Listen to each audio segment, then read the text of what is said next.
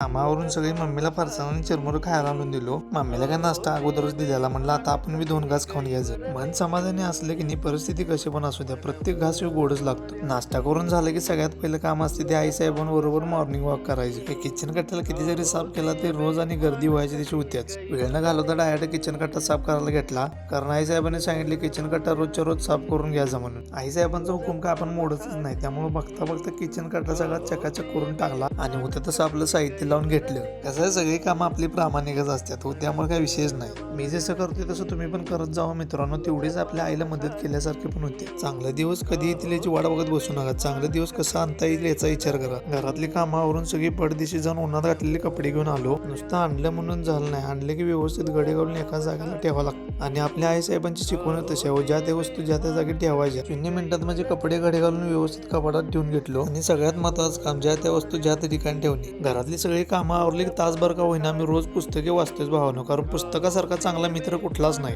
आयुष्य पण आपले हे पुस्तकासारखंच आहे. रोजच्या येणाऱ्या अडचणींना चालती किंवा म्हणायचं, फक्त पानं पलटत जगायचं.